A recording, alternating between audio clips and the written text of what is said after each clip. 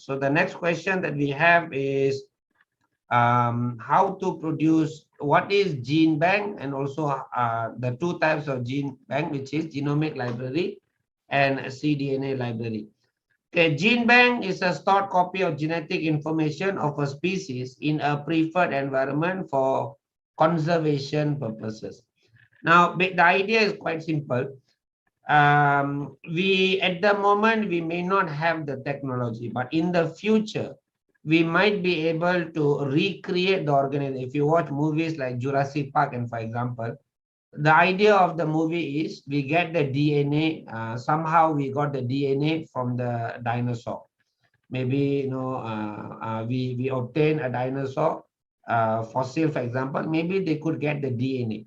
Very hard to get because it's millions of years, but sometimes if you're lucky we might get the DNA.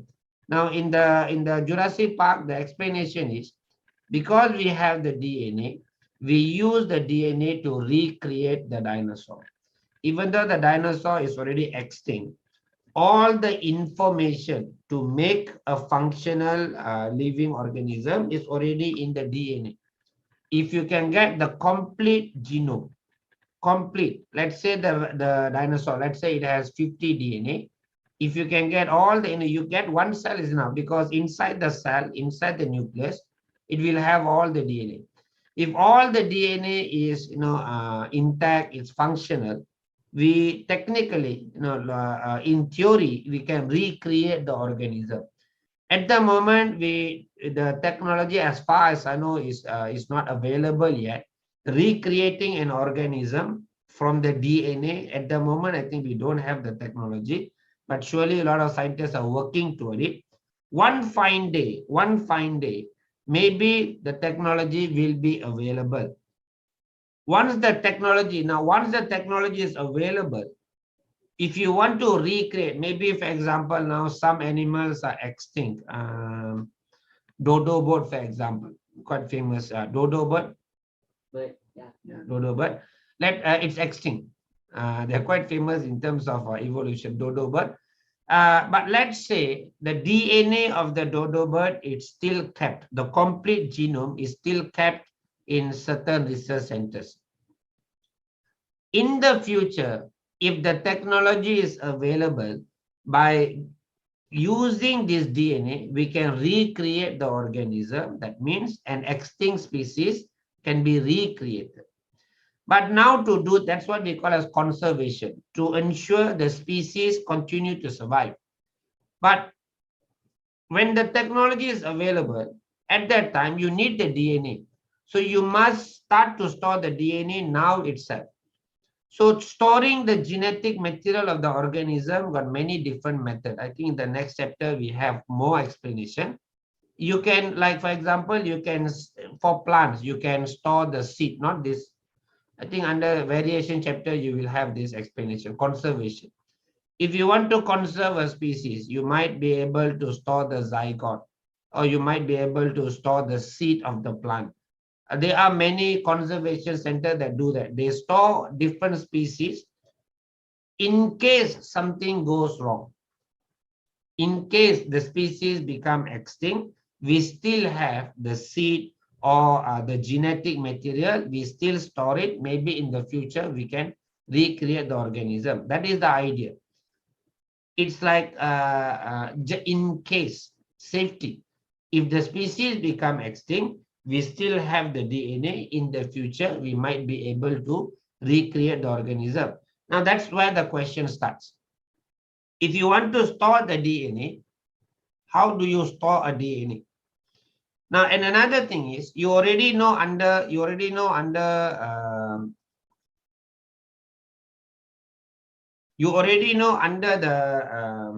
insulin earlier, the DNA is not pure. Inside the DNA, there are many parts where there is no gene.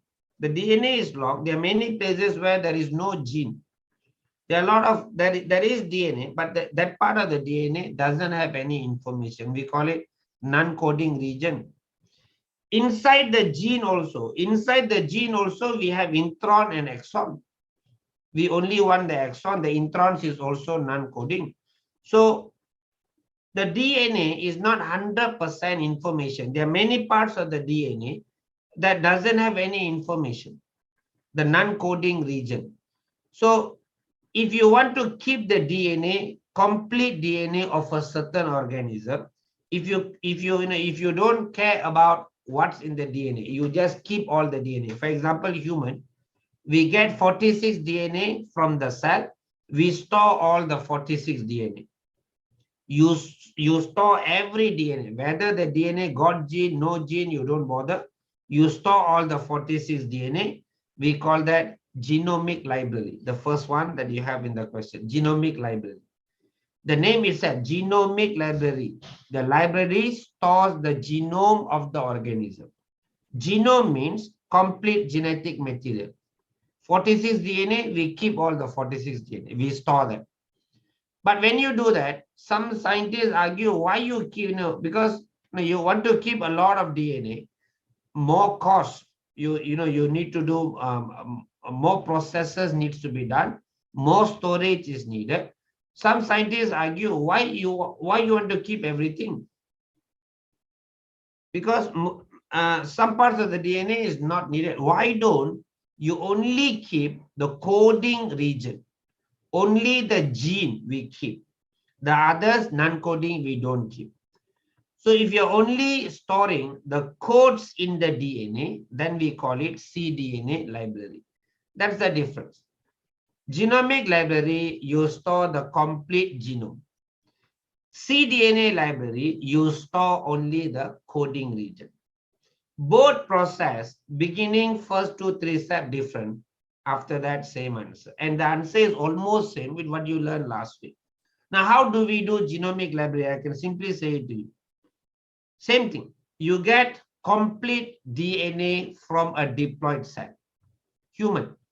Get a diploid cell. Diploid cell will have 46 chromosomes. Extract all the 46 chromosomes. After you remove all the 46 chromosomes, every chromosome you cut with restriction enzyme. 46 DNA cut with restriction enzyme. Now, when you cut with restriction enzyme, how many DNA fragment you're going to get? Because you're taking all the DNA, 46 DNA, you cut with restriction enzyme, you are going to get, let's say, 1000 DNA fragment. I'm just randomly giving a number. When you cut the 46 DNA, you get 1000 DNA fragment with sticky end. Every one of the DNA fragment, every one, or 1000, every one of them, we attach to a open plasmid. So we take one by one. The first DNA fragment attached to the open plasmid form rDNA. That rDNA transfer into bacteria.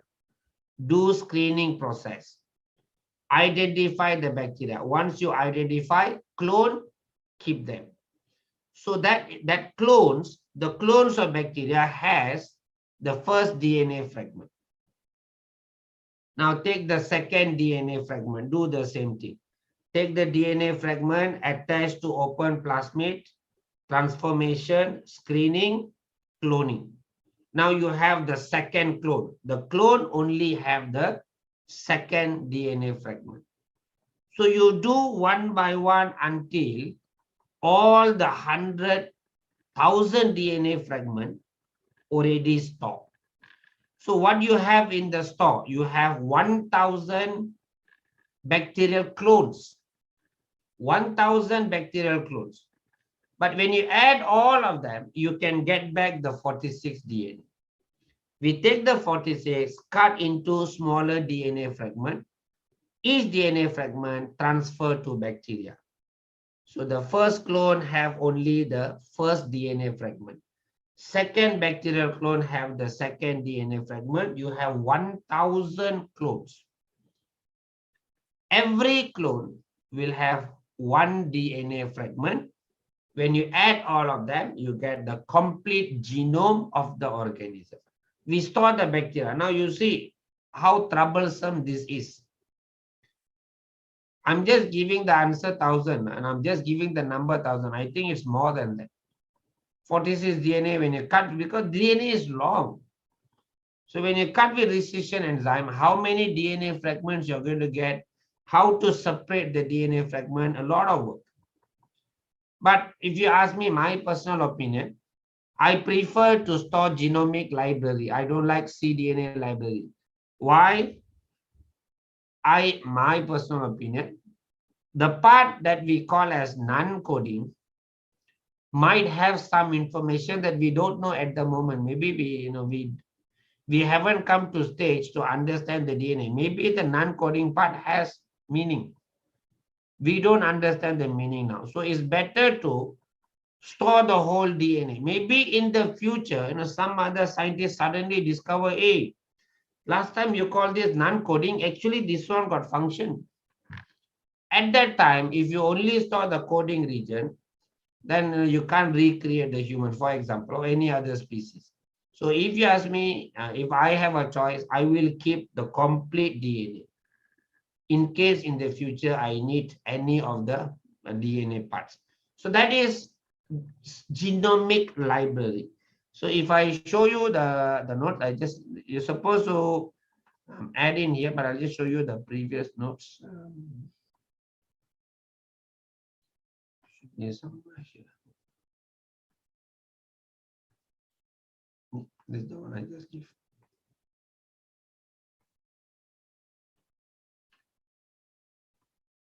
Okay, so here it's for conservation purposes, conservative or conservation purposes.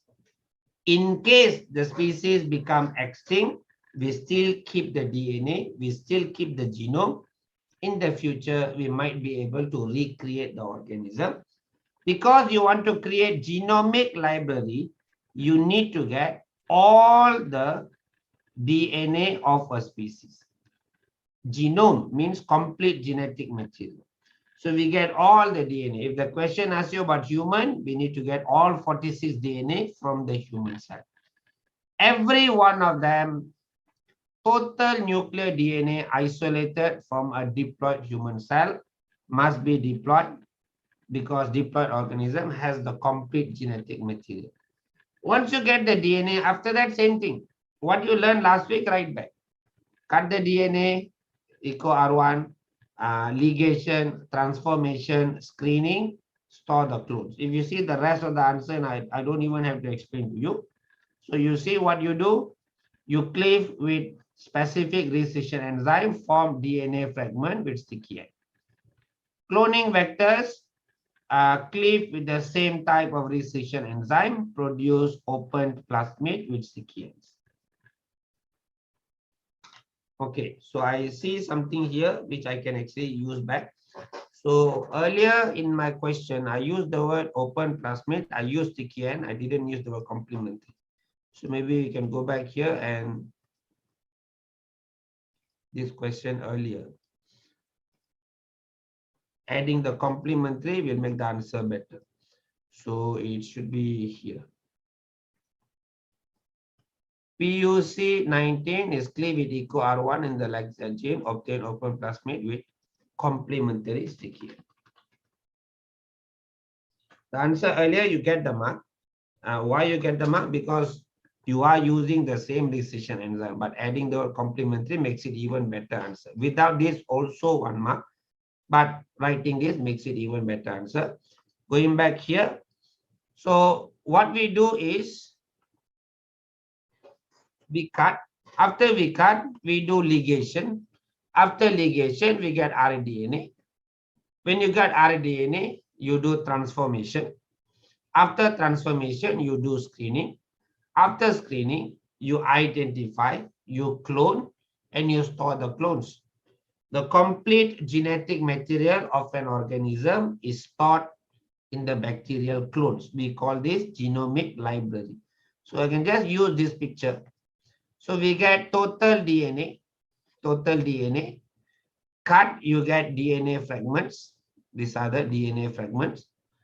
Plasmid, you get open plasmid. Do ligation, do transformation, do screening. After you identify, clone, and then store them. The collection of clones is the genomic library. That's why I said all of this is actually the same question with the earlier one, what you learned last week, same thing. That one you make a bacteria with insulin gene. Here you make bacterial clones that have complete genome of an organism. But if you realize the answer is same, you are doing the same thing. Only the first 2-3 sentences you define what is it, but the rest of the answer is the same thing. That is why I'm telling you this chapter is it's a chapter that you must get full marks, because you know the 3 questions. What is restriction enzyme? What is cloning vector? How to make bacteria with insulin gene? You can answer all the questions. This question you can answer. The next question also you can answer. But before I go to the next question, I'm not even going to underline the rest of this because it's already explained in detail last week. Any question for genomic library? Any question for genomic library? 1 minute.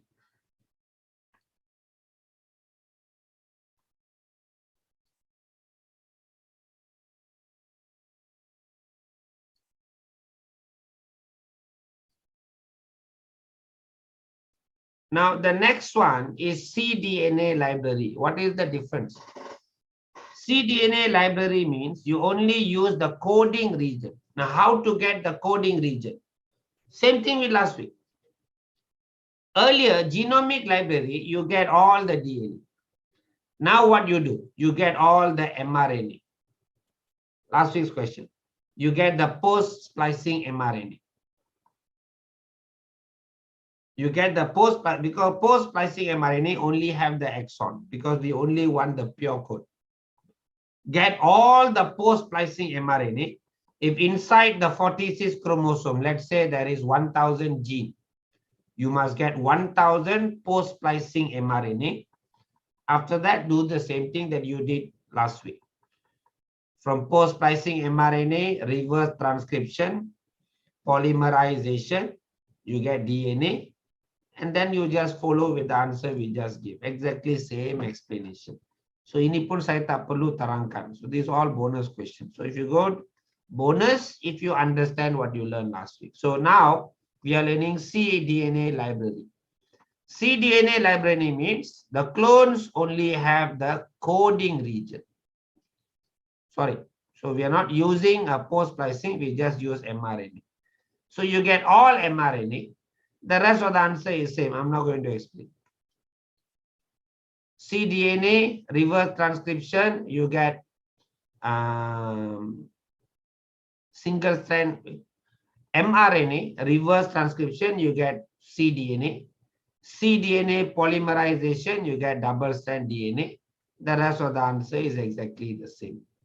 The difference between the earlier question and this question, earlier question, complete DNA, complete genome, get. This question, you get only the coding region. So this is cDNA library, that is genomic library. And in the syllabus, they do ask you to compare these two. What are the differences between these two DNA libraries? The answer already in your notes. I'm not going to explain anything here because it's exactly the same answer. And I should have a chart. Maybe not in the batch before that. I should have drawn a chart to explain this.